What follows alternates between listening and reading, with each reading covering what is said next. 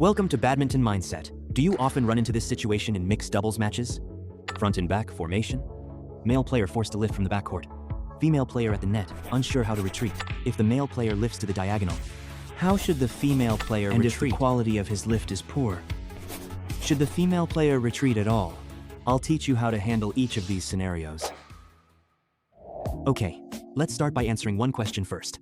In a situation like this, after the opponent has made us passive, male player lifts from this position, should the female player retreat? Absolutely yes. As long as the male player's lift isn't too poor, the female player must retreat and form a split defensive formation. Otherwise, he is alone in the female player also under enormous pressure. So how does she retreat? There are two scenarios here. The first is when the opponent's return is in the relatively central zone. First, let's understand what the central zone means. The central zone is the range within which our male player one step after the male player lifts. The female player needs to retreat in the opposite direction. What does that mean? Say I lift from this zone.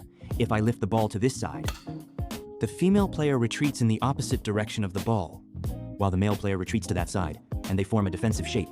If I lift to that side instead, then the female player retreats to that side.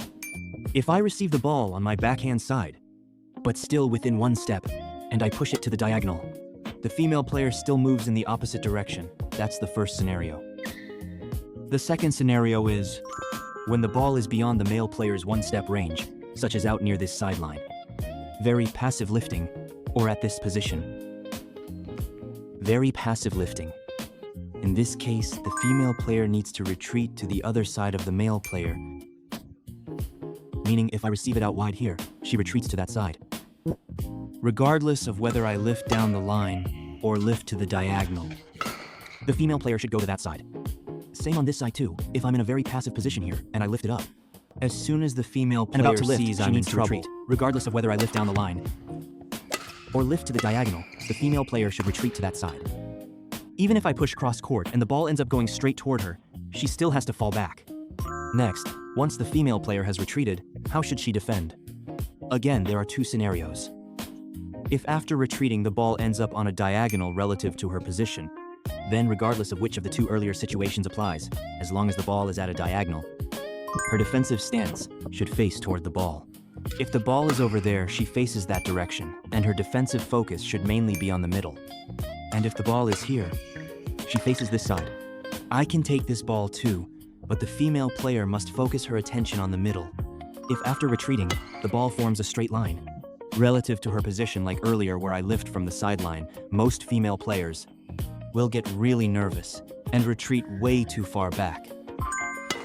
You absolutely cannot retreat too far back. If the male player's push was a passive one, the female player retreats at most to mid-court. If you get smashed, there's nothing to be done. You can only ask your partner to improve the quality of his shot or work on improving your own defensive ability. If is very high quality, the female player can choose not to retreat further back. Instead, intercept laterally, right at the net, to increase your counterattack threat. So, after the male player pushes the shuttle out, if it was passive, don't be afraid. If it was dominant, be bold and go for the intercept.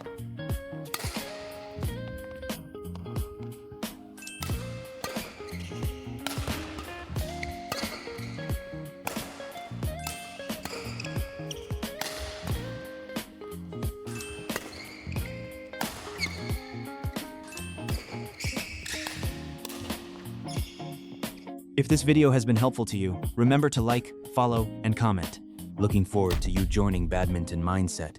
Let's improve together.